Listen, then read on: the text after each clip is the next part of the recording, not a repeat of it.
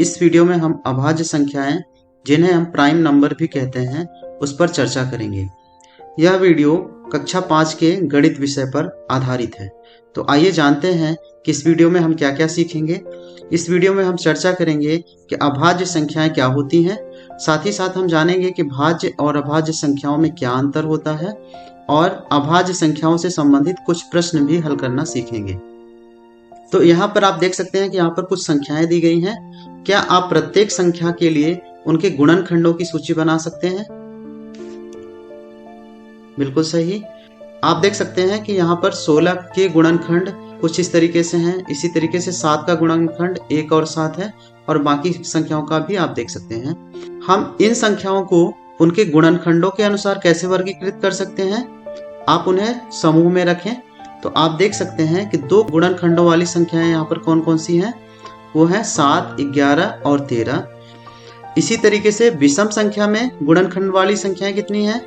तो आप देख सकते हैं कि 16 है, 4 है, 9 है और 25 है। जिस संख्या का गुणनखंड वह स्वतः और 1 होता है उन संख्याओं को हम अभाज्य संख्याएं कहते हैं। और ये सभी संख्याएं भाज्य संख्याएं हैं, लेकिन इन्हें और हम वर्गाकार संख्याएं भी बोल सकते हैं। तो एक अभाज्य संख्या वह संख्या होती है जिसमें केवल 2 गुणनखंड होते हैं, वह स्वयं और 1। तो यहाँ पर आप देख सकते हैं कि 7 एक अभाज्य संख्या है क्योंकि 7 के गुणनखंड 7 और 1 हैं।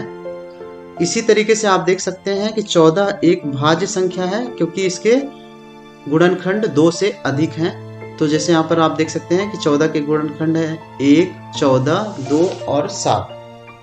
तो अभाज्य संख्याएं सभी संख्याओं को बनाने के लिए उपयोगी होती हैं कि प्रत्येक संख्या में कम से कम एक अभाज्य गुणनखंड जरूर होता है। बड़ी अभाज्य संख्याओं को ढूंढना बहुत मुश्किल होता है, इसलिए इनका उपयोग बैंकिंग में और ऑनलाइन मैसेजिंग के इंक्रिप्शन जैसे चीजों के लिए उपयोग होता है। तो आइए अब हम देखते हैं कि 1 से 50 तक कितनी अभाज्य संख्याएं हैं। तो आप यहाँ पर 1 से शुरू कर सकते हैं और आगे बढ़ सकते हैं कुछ इस तरीके से। क्या आप कोई तरीका खोज सकते हैं जिससे हम अभाज्य संख्याओं को प्राप्त कर सकते हैं? तो अभाज्य संख्याएं खोजने के बजाय हम इसका उल्टा कर सकते हैं। हम सबसे पहले गैर अभाज्य संख्याएं या फिर भाज्य संख्याओं को हटा देते हैं। तो हम जानते हैं कि 2 के गुणज अभाज्य नहीं हो सकते, इसलिए सबसे पहले हम उन्हें हटा देते हैं, लेकिन 2 को छोड़कर कुछ इस तरीके से। और उसके बाद हम देख सकते हैं कि कौन कौन सी संख्याओं के केवल 2 गुणनखंड हैं, उसको छोड़कर बाकी हम भाज्य संख्याओं को हटा देंगे।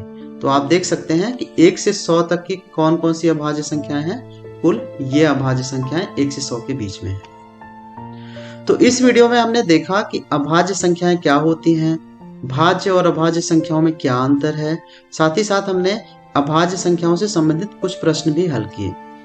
तो अब आप निम्न प्रश्न का वर्णन करते हुए अपने मित्र को एक व्हाट्सएप संदेश लिखें।